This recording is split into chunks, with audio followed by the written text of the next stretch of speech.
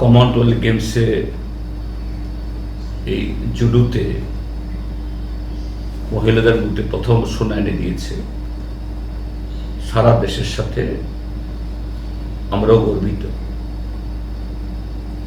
ত্রিপুরাজ্যের একজন কন্যা হিসাবে আমরা ত্রিপুরাজ্যের মানুষ সকলেই,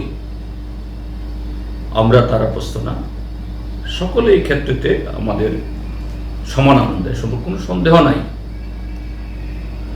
কিন্তু শাসক দল এত বড় আনন্দের মধ্যেও আমি আজকে দুপুরবেলা মন্ত্রী টিঙ্কু রায়ের বক্তব্য দেখছিলাম,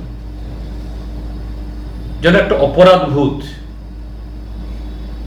কুকরে কুকরে তাকে খাচ্ছে। সেখান থেকে তিনি কিছু আবল তাবল বকছেন যে অস্মিতা যে ত্রিপুরা পুলিশে চাকরি না করলে কি হবে। এই মুহূর্তে ত্রিপুরাজ্যে অস্মিতা না থাকলেও কি হবে, ভারত সরকারে তো তাকে পাঠিয়েছে। এর আগে দীপা কর্মকার, তাকেও ভারত সরকার পাঠিয়েছে। তো ভারতবর্ষের মেয়েকে কি পাকিস্তান পাঠাবে? ভারতবর্ষের কোনো খেলোয়াড়কে বাংলাদেশ পাঠাবে, শ্রীলঙ্কা পাঠাবে, ভারত সরকারে তো পাঠাবে। এটাই তো দস্তুর।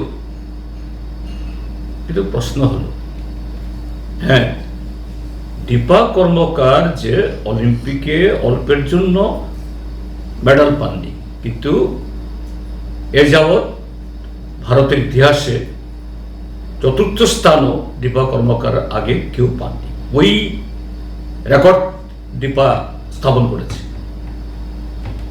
ত্রিপুরা থেকেই তো পেয়েছে। আমি তো স্পোর্টস মিনিস্টার ছিলাম এবং তখন আমি এমপি। তখন কেন্দ্রের এই ক্রীড়ামন্ত্রী ছিলেন এই যে আসামের সর্বানন্দ সোনোয়াল। সর্বানন্দ সোনোয়ালকে দিয়ে বলিয়ে, ইভেন সর্বানন্দ সোনোয়াল তখন মন্ত্রী, স্পোর্টস মিনিস্টার, তিনি এসেছিলেন ত্রিপুরাতে। এখানে কোচবাহাউ ভবনে বিজেপি অফিসে তিনি বৈঠক করছেন। আমি তাকে ফোন করেছি, mister Sarbananda, where are you? আমাকে দাদা দাদা বলে ডাকেন। আমার বিজেপিতে জয়েন করার আগে থেকে তার সাথে আমার ভালো পরিচয়, তখন থেকে আমাকে দাদা ডাকেন। দাদা, আমি তো বিজেপি অফিসে মিটিং করছি। আমি সেখানেই এই দীপার কোচকে পাঠিয়েছি। তাকে বলেছি, ভাই, তুমি দীপা কর্মকারের জন্য যা প্রয়োজন তা করে দাও। তিনি করেছেন। ভারত সরকার মন্ত্রী হিসাবে তো তার দায়িত্ব। কিন্তু দীপা কর্মকার এই সাফল্য অর্জন করতে তাকে বিহারে যেতে হয়নি, তাকে উত্তরপ্রদেশ যেতে হয়নি, তাকে মধ্যপ্রদেশ যেতে হয়নি। ভারত সরকারের সাহায্য নিয়েই তিনি উন্নত মানের কোচিং করেছেন, তারপরে অলিম্পিকে গেছেন। ভারত সরকারই করেছেন। এটা আজকে বিজেপি আছে বলে নয়, যে কোনো দল থাকলে সরকারই করবে। তো সেই ক্ষেত্রে অস্মিতার জন্য হলো না কেন? কেন অস্মিতাকে তার সংসার চালানোর জন্য এবং খেলা চালিয়ে রাখার জন্য তাকে উত্তরপ্রদেশ যেতে হলো? ডাবল ইঞ্জিনের সরকার কেন পারলেন না টিঙ্কু রায় মহোদয় বর্তমান ক্রীড়ামন্ত্রীকে বলে যে আমার মেয়ে, তার জন্য স্পেশাল ব্যবস্থা করুন?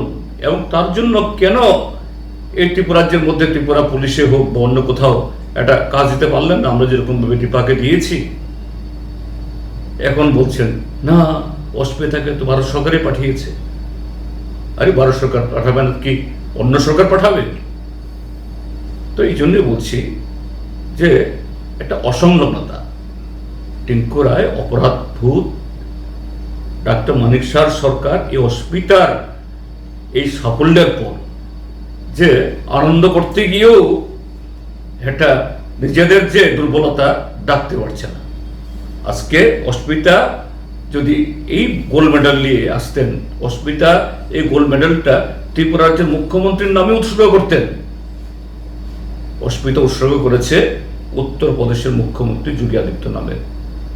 অস্মিতার দিক থেকে ঠিকই আছে, কারণ সেখানে এই পুলিশে চাকরি পেয়ে নিজের পরিবার বাঁচানোর সুযোগ পেয়েছে, ট্রেনিং করার সুযোগ পেয়েছে বলেই তো আজকে গোল্ড মেডালিস্ট।